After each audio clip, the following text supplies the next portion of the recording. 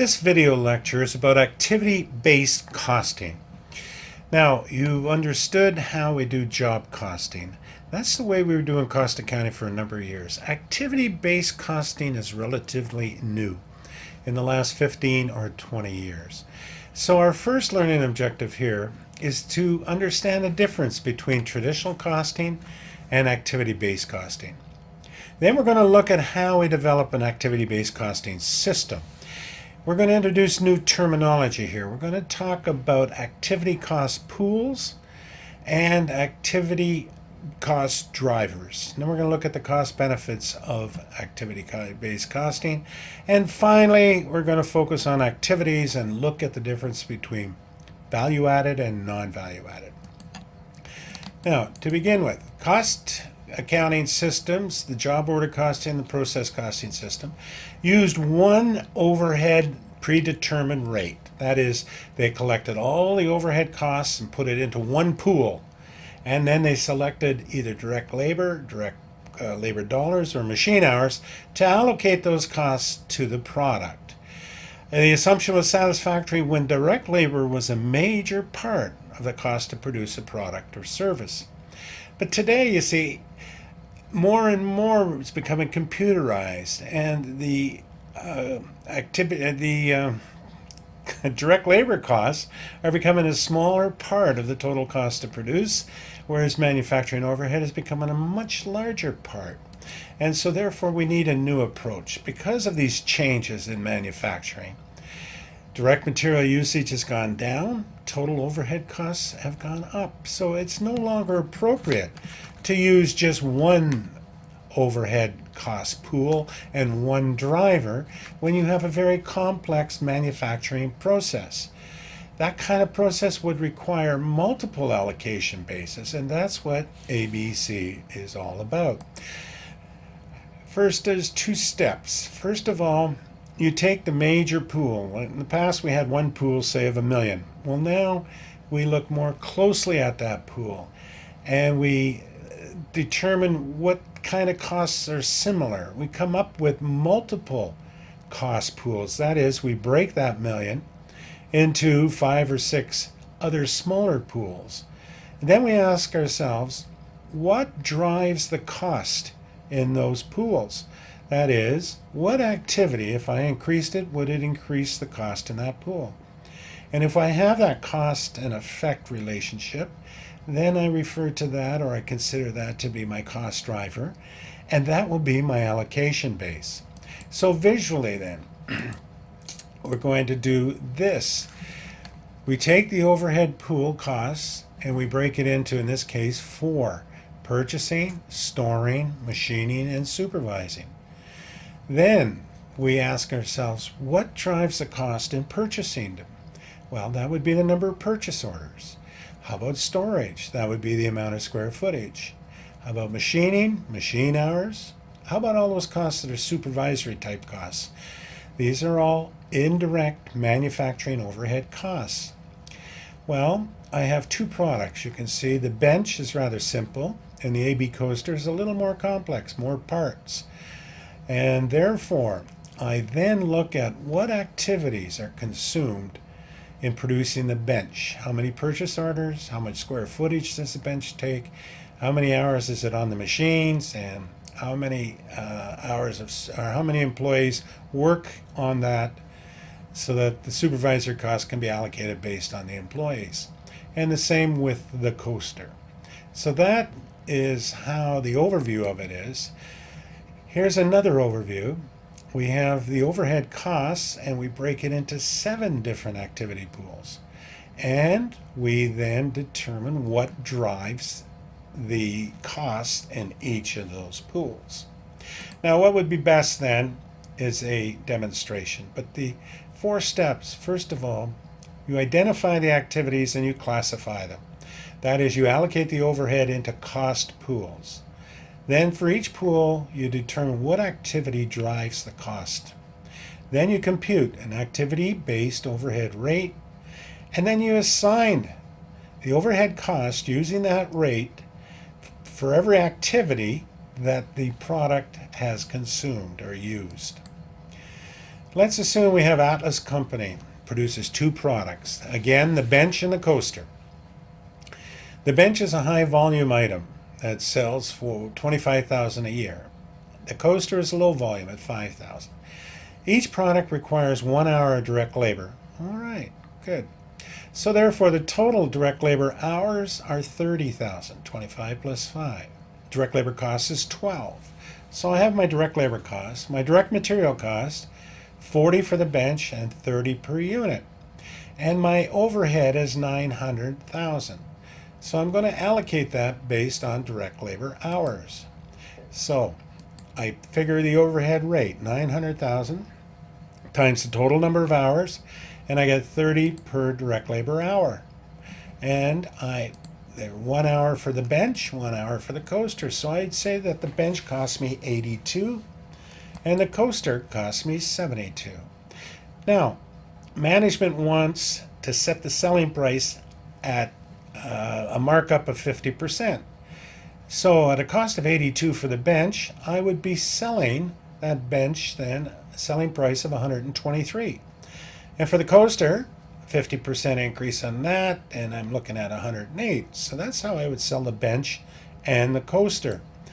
Now, we want to look at allocating those overhead costs a little finer than just using direct labor hours.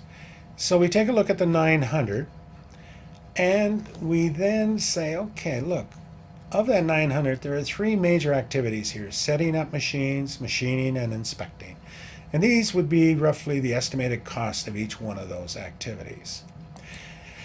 And the cost drivers then for setting up machines would be the number of setups, and machining, the number of machine hours, and number of inspections.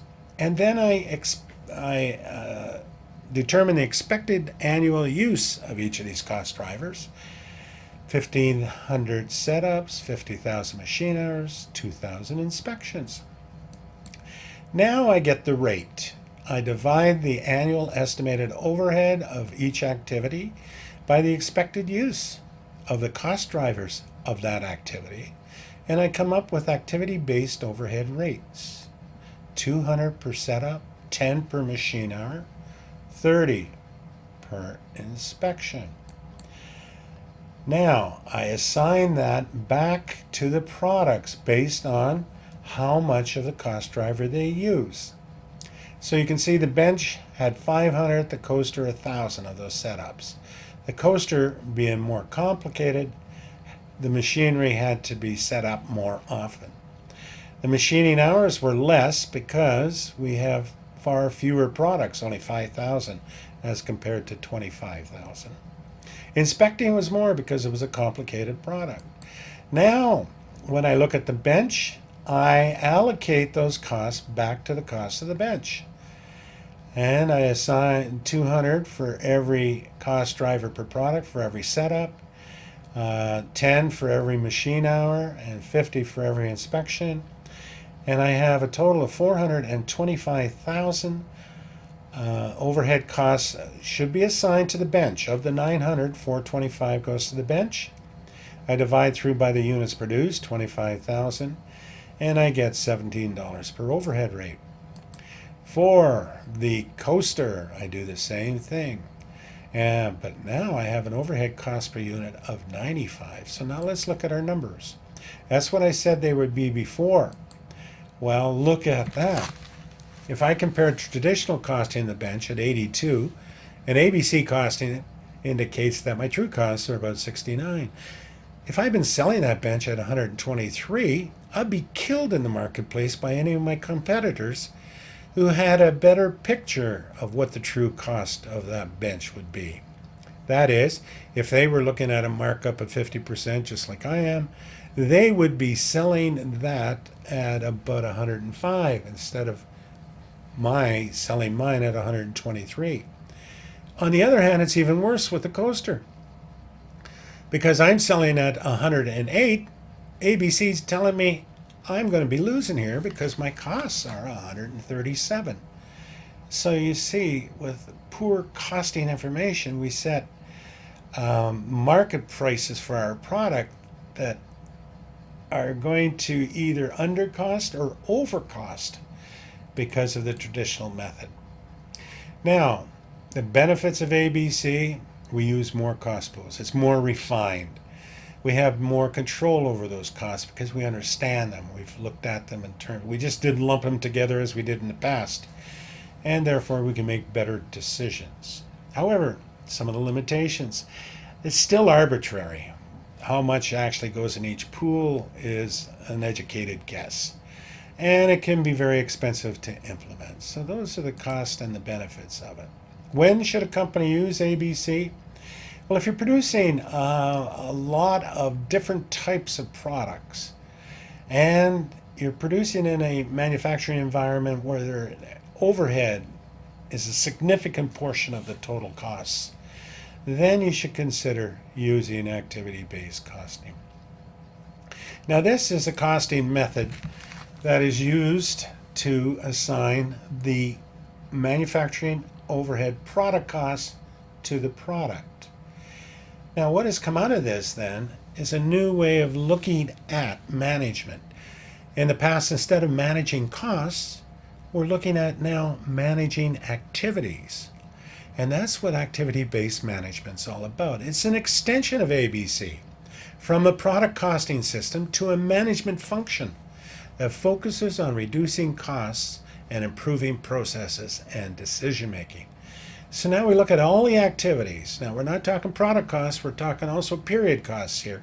We look at all the activities, both product costs and period costs, and we determine if that activity adds value. What do I mean?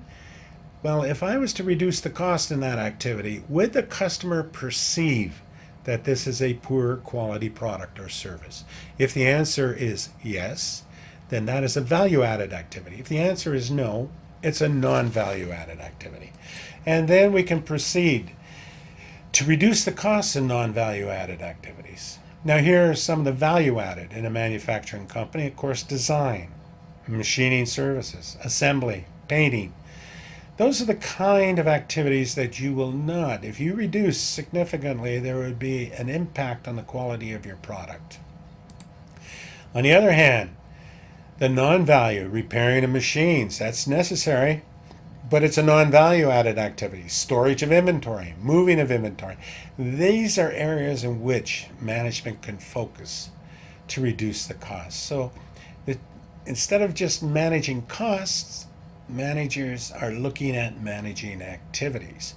The whole idea is that activities consume costs, and the product and the production process consumes activities. So if we can focus on those activities, then we can begin to reduce the costs. So that's ABC. First, in the product costing area, where I assign the manufacturing overhead to the products based on the activities that product consumes. And also in the general management area, where I look at all the activities that I am managing, and I begin to determine which ones are value added and which are non-value added.